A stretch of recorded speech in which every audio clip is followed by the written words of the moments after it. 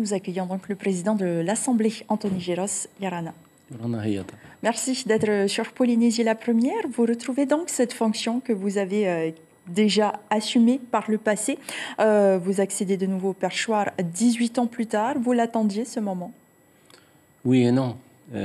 Oui, parce que pendant 10 ans, nous avons tout fait pour essayer de déjouer la manœuvre de l'État qui a mis en place un dispositif qui devait nous écarter complètement de l'échiquier politique. Mais lorsque nous avons gagné les élections législatives, on a espéré qu'enfin, il y a un déclic qui s'est produit dans la population et qu'avec ce déclic-là, le changement pouvait venir conforter une nouvelle victoire aux élections territoriales. Et c'est ce qui s'est passé. Alors justement, vous êtes connu pour votre franc-parler sans détour. On l'a entendu dans votre discours. Vous avez taclé l'État français en utilisant des mots forts et lourds de sens.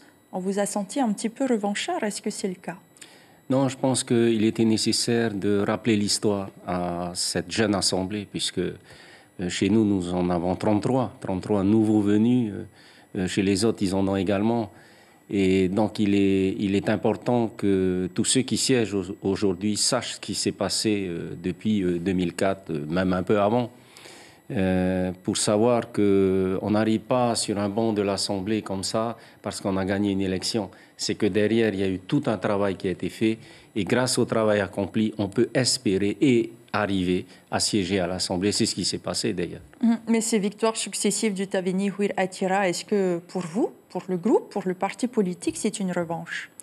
Oui, certainement, puisque comme je l'ai dit, en 2010, 2011, 2012, nous n'espérions plus pouvoir venir aux affaires du pays aux élections de 2013, parce que les règles ayant été tellement modifiées à la faveur des autonomistes, qu'on s'est dit jamais plus peut-être on pourra arriver au pouvoir, on restera définitivement dans la minorité.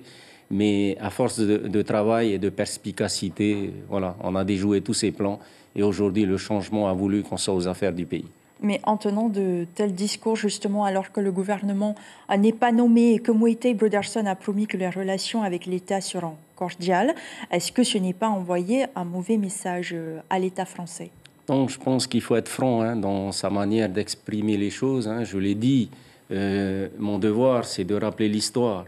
Et quand on rappelle l'histoire, bien entendu, il y a une partie de l'histoire qui est agréable à écouter, et puis il y a une autre partie qui est moins agréable. Mais c'est l'histoire, on ne peut pas modifier l'histoire. C'est ce qui a été vécu par les anciens, ce que nous avons vécu. Et aujourd'hui, je pense que ce rappel a beaucoup touché les nouveaux élus, les nouveaux entrants, parce qu'ils découvraient en fait comment ça s'était vraiment passé. Et c'est vrai que le Tavini ne s'est pas vraiment exprimé sur les sous-entendus de toutes ces manœuvres et qu'à travers ce discours que j'ai prononcé, on a enfin mis la lumière sur ce qui s'était réellement passé. Donc vous ne pensez pas qu'avec ces propos, cela puisse créer un malaise dans les relations futures? Non, je ne pense pas, parce que la démocratie est ce qu'elle est. Elle a mis du temps à grandir dans les grandes nations de ce monde, et je sais que la France est une grande nation et elle saura comprendre à travers les paroles que j'ai évoquées ce qui s'est réellement passé et prendre la leçon de ce qui pourrait être les relations qui adviendront dans les jours qui viennent, et en tous les cas dans les 5 ans qui viennent. L'information en continu sur Polynésie la première, Internet et réseaux sociaux.